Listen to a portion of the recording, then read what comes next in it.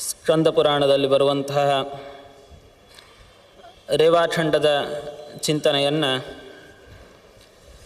ಮುಂದುವರಿಸ್ತಾ ಇದ್ದೇವೆ. ನರ್ಮದಾ ನದಿಯಲ್ಲಿರತಕ್ಕಂತಹ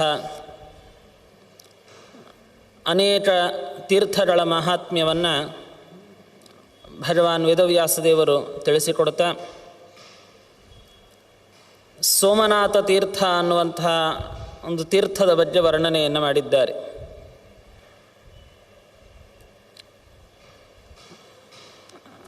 ಸೋಮ ಅಂತಂದರೆ ಚಂದ್ರ. ಅತ್ರಿ ಋಷಿಗಳ ನೇತ್ರದಿಂದ ಹುಟ್ಟಿರತಕ್ಕಂಥವನು ಚಂದ್ರ. ಇಂತಹ ಚಂದ್ರನಿಗೆ ಪ್ರಾಚೇತಸ ದಕ್ಷರು ಅಂದರೆ ಪ್ರಚೇತಸರ ಮಜನಾಗಿ ಹುಟ್ಟಿರುವಂತಹ ದಕ್ಷ ಪ್ರಜಾಪತಿಗಳು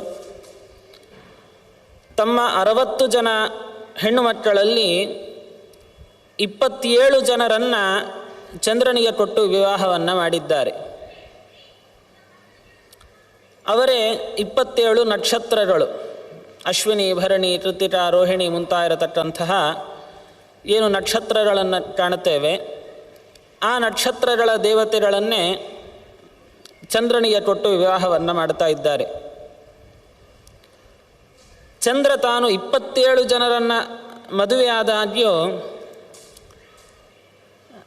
ಚಂದ್ರನಿಗೆ ಬಹಳ ಇಷ್ಟವಾದ ಪತ್ನಿ ಅಂತಂದರೆ ರೋಹಿಣೀ ದೇವಿ. ಶ್ರೀಕೃಷ್ಣ ಅವತಾರ ಮಾಡಿರುವಂತಹದ್ದು ರೋಹಿಣಿಯಲ್ಲಿಯೇನೆ. ರೋಹಿಣಿ ನಾಮಯಾತಾಸಾಂ ಅಭೀಷ್ಟಾ ಸಾ ಭವದ್ವಿಧೋಹೋ. ತನ್ನ ಉಳಿದ ಪತ್ನಿಯರ ಮೇಲೆಗಿಂತಲೂ ರೋಹಿಣಿಯ ಮೇಲೆ ಹೆಚ್ಚಿನ ಪ್ರೀತಿಯನ್ನು ಚಂದ್ರ ತಾನು ತೋರಿಸ್ತಾ ಇದ್ದ. ಈ ವಿಚಾರ ಅದು ದಕ್ಷ ಪ್ರಜಾಪತಿಗಳಿಗೆ ತಿಳಿದು ಬರ್ತಾ ಇದೆ. ಬಹಳ ಸಿಟ್ಟಿನಿಂದ ತನ್ನ ಅಳಿಯನಾದ ಚಂದ್ರನಿಗೆ ಅವರು ಶಾಪ ಕೊಟ್ರಂತ. ನೀನು ಕ್ಷಯರೋಗಕ್ಕೆ ತುತ್ತಾಗು. ಅರ್ಥಾತ್ 15 ದಿವಸಗಳ ಕಾಲ ಚಂದ್ರ ತಾನು ಕುಗ್ಗುವಂಥವನಾಗ್ತಾನೆ. ಪುರಾಣಗಳಲ್ಲಿ ಬೇರೆ ಬೇರೆ ಕಾರಣಗಳನ್ನು ಅದಕ್ಕೆ ತಿಳಿಸಿದ್ದಾರೆ. ದಕ್ಷನ ಶಾಪವೂ ಒಂದು ಕಾರಣ. ಈ 15 ದಿವಸ ಕುಗ್ಗಿ ಹೋಗುವಂತೆ ಆಗಲಿ, ಈ ಒಂದು ಶಾಪವನ್ನು ಕೊಡೋಣದರಿಂದ ನಿಸ್ತೇಜಾಹ ಶರ್ವರೀಪತಿ. ಚಂದ್ರ ತಾನು ತನ್ನ ಕಳೆಯನ್ನು ಕಳೆದುಕೊಳ್ತಾ ಇದ್ದಾನೆ. ಅದರಿಂದ ಬಹಳ ನೊಂದವನಾಗಿ ಚತುರ್ಮುಖ ಬ್ರಹ್ಮದೇವರ ಬಳಿಗೆ ಹೋಗಿ ಪ್ರಾರ್ಥನೆಯನ್ನು ಮಾಡಿಕೊಂಡ. ಆಗ ಬ್ರಹ್ಮದೇವರು ಹೇಳುತ್ತಾರೆ, ಸುಲಭಾರೇವಾ ತ್ರಿಷು ಸ್ಥಾನೇಶು ದುರ್ಲಭ. ಹೇ ಚಂದ್ರನೇ, ಚಿಂತೆ ಮಾಡಬೇಡ, ನರ್ಮದಾ ತೀರಕ್ಕೆ ಹೋಗಿ ಅಲ್ಲಿ ತಪಸ್ಸನ್ನು ಮಾಡು, ಅದರಿಂದ ನಿನಗೆ ಮಂಗಳವಾಗತ್ತೆ ಅಂತ ಹೇಳಿದಾಗ ಅದು ತಕ್ಕಂತೆ ತಾನು ನರ್ಮದಾ ತೀರಕ್ಕೆ ಬಂದು ಅಲ್ಲಿ ಒಂದು ಪ್ರದೇಶದಲ್ಲಿ ನಿಂತು ಯಾವದ್ವರ್ಷಶತಂ ಪೂರ್ಣಂ 100 ವರ್ಷಗಳ ಕಾಲ ರುದ್ರದೇವರನ್ನು ಕುರಿತು ತಪಸ್ಸು ಮಾಡಿದನಂತೆ. ರುದ್ರದೇವರು ಪ್ರತ್ಯಕ್ಷರಾದಾಗ ತುಂಬ ಸ್ತೋತ್ರ ಮಾಡುತ್ತಾನೆ. ಆಗ ರುದ್ರದೇವರು ವರ ಕೊಟ್ಟರು, ಶಾಪಸ್ಯೋಪಶಮಂ ದೇವ, ನಿನ್ನ ಶಾಪವೂ ಅದು ಪರಿಹಾರವಾಗಲಿ. 15 ದಿವಸ ಕುಗ್ಗುವಂತಹದ್ದಾದರೂ ಸಹಿತ ಮತ್ತೆ ನೀನು ಪುನಃ ನಿನ್ನ ರೂಪವನ್ನು ಪಡೆದುಕೊಳ್ಳುವಂತೆ ಆಗಲಿ. ಹುಣ್ಣಿಮೆಯೆಂದು ಪೂರ್ಣಚಂದ್ರನಾಗಿ ನೀನು ಕಾಣಿಸಿಕೊಳ್ತಿ, ನಿನ್ನಲ್ಲಿ ಯಾವುದೇ ತರಹದ ಪಾಪ ಇಲ್ಲ ಅಂತ ರುದ್ರದೇವರು ತಾವು ಚಂದ್ರನಿಗೆ ವರವನ್ನು ನೀಡುತ್ತಾ ಇದ್ದಾರೆ. ಅಂತಹ ಸಮಯದಲ್ಲಿ ಚಂದ್ರ ತಾನು ಅಲ್ಲಿ ರುದ್ರದೇವರನ್ನು ಸ್ಥಾಪನೆ ಮಾಡಿ ಪೂಜೆ ಮಾಡಿದ. ಅದು ಸೋಮನಾಥ ತೀರ್ಥ ಅಂತ ಪ್ರಸಿದ್ಧವಾಗ್ತಾ ಇದೆ ಅಂತ ತಿಳಿಸ್ತಾ ಇದ್ದಾರೆ.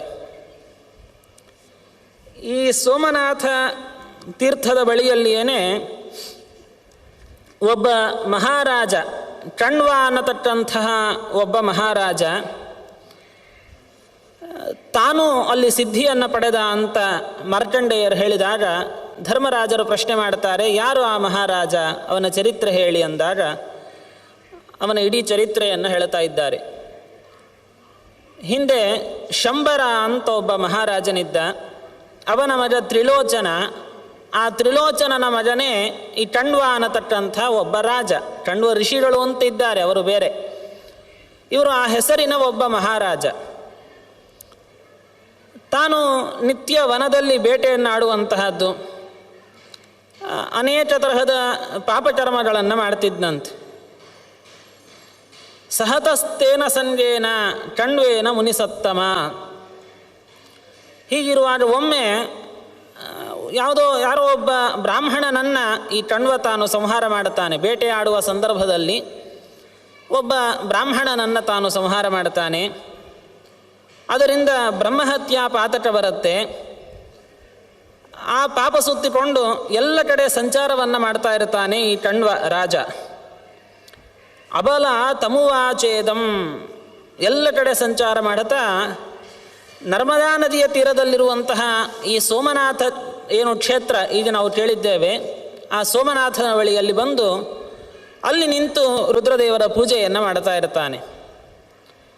ಅಷ್ಟರಲ್ಲಿ ಅದೇ ಮಾರ್ಗವಾಗಿ ಮತ್ತೊಬ್ಬ ಬ್ರಾಹ್ಮಣ ಆ ಹಾದಿಯಲ್ಲಿ ಬರ್ತಾ ಇರ್ತಾನೆ. ಬರುವಾಗ ಅವನಿಗೆ ಒಂದು ಅಶರೀರವಾಗಿರತಕ್ಕಂಥ ಒಂದು ಧ್ವನಿ ಕೇಳಿಸುತ್ತೆ.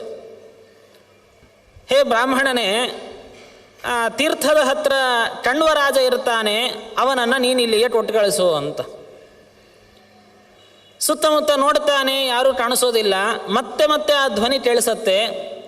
ಯಾರು ಅಂತ ನೋಡಿದಾಗ ಯಾವುದೋ ಒಂದು ವೃಕ್ಷದ ಮೇಲುಗಡೆ ಒಬ್ಬ ಸ್ತ್ರೀ ಕೆಂಪು ವಸ್ತ್ರವನ್ನು ಉಟ್ಟಿರ್ತಾಳೆ, ಕೆಂಪು ಮಾಲೆಯನ್ನು ಹಾಕ್ಕೊಂಡಿರ್ತಾಳೆ, ಬಹಳ ವಿಕೃತವಾಗಿರತಕ್ಕಂಥ ರೂಪ, ಕೈಯಲ್ಲಿ ಒಂದು ದೊಡ್ಡ ಪಾಶವನ್ನು ತಾನು ಹಿಡಿದಿರ್ತಾಳೆ. ಭಯಂಕರವಾದ ರೂಪ ಆಕೆಯದ್ದು. ಆ ಹೆಣ್ಮಗಳು ತಾನು ಮಾತಾಡ್ತಾ ಇದ್ದಾಳೆ. ಮದ್ಭರ್ತ ತಿಷ್ಠತೆ ತತ್ರ, ನೀನು ಹೋಗಿ ಆ ಕಣ್ವರಾಜನನ್ನು ಇಲ್ಲಿ ಕೊಟ್ಟು ಕಳಿಸು.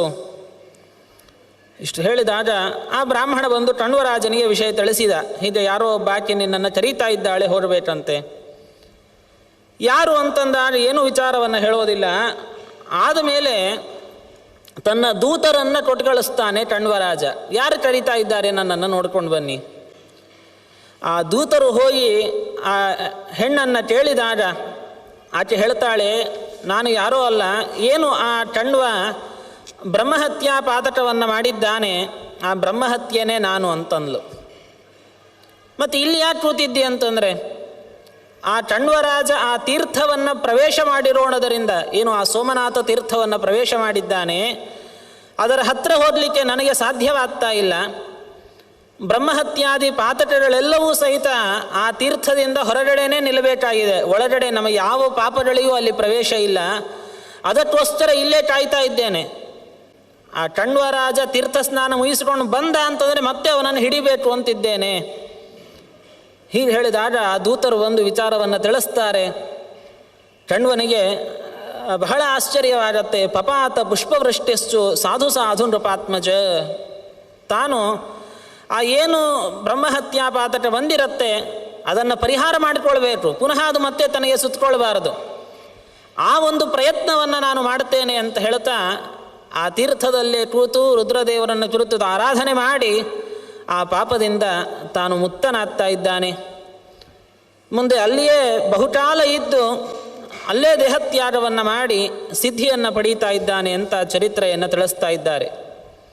ಹೀಗೆ ಬ್ರಹ್ಮಹತ್ಯ, ಸುರಾಪಾನ, ಸ್ವರ್ಣಸ್ಥೇಯ, ಗುರುದಾರಾಗಮನ, ಭ್ರೂಣಹತ್ಯ, ಎಂಥೆಂಥ ಪಾಪಗಳಿದ್ರೂ ಸಹಿತ ಯಾವುದು ಆ ತೀರ್ಥದ ಸಮೀಪಕ್ಕೆ ಹೋಗುವುದಿಲ್ಲ. ತೀರ್ಥ ಸ್ನಾನದಿಂದ ಆ ಎಲ್ಲ ಪಾಪಗಳ ನಾಶವಾಗತ್ತೆ ಅನ್ನೋ ವಿಚಾರವನ್ನು ಇಲ್ಲಿ ತಿಳಿಸಿಕೊಡುತ್ತಾ ಮತ್ತೊಂದು ಅಗ್ನಿತೀರ್ಥ ಅಂತ ಹೇಳ್ತಾ ಇದ್ದಾರೆ.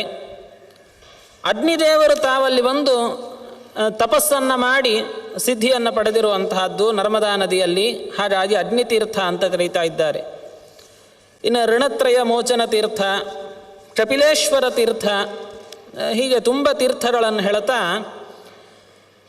ಜಲಶಾಯಿ ತೀರ್ಥ ಅಂತ ಮತ್ತೊಂದು ತೀರ್ಥವನ್ನು ಉಲ್ಲೇಖ ಮಾಡಿದ್ದಾರೆ.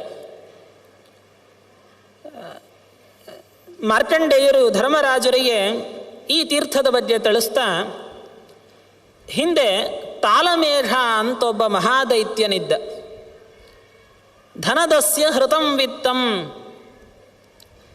ಅವ ದೈತ್ಯನ ಕೆಲಸ ಏನು ಅಂತಂದರೆ ಯಾರೇ ಎಲ್ಲೇ ಯಜ್ಞವನ್ನು ಮಾಡಲಿ ಆ ಯಜ್ಞದ ಭಾಗವನ್ನೆಲ್ಲ ತಾನೇ ತೊಗೊಂಡು ಹೋಗ್ತಿದ್ನಂತೆ. ದೇವತೆಗಳಿಗೆ ಯಜ್ಞ ಭಾಗ ಸಿಗ್ತಾನೇ ಇರಲಿಲ್ಲ.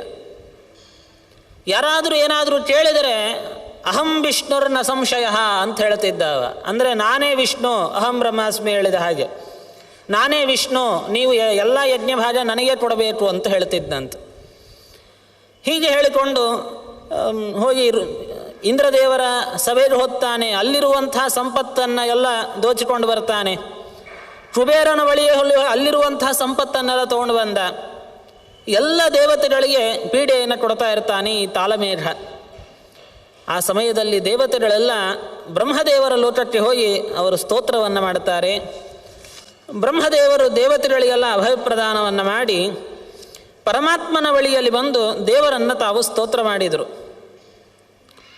ಹಾಗೆ ಭಗವಂತ ಸ್ಥಾನಂ ಭ್ರುವಂತು ಮೇ ದೇವಾಹ ವಸೇದ್ಯತ್ರ ಸದಾನವಃ, ತಾನೇ 24 ಸಹಸ್ರೈಹಿ ಆ ತಾಲಮೇಘನ ಸಂಹಾರಕ್ಕೆ ಅಂತ ಪರಮಾತ್ಮ ತಾನೇ ಬರ್ತಾ ಇದ್ದಾನಂತೆ.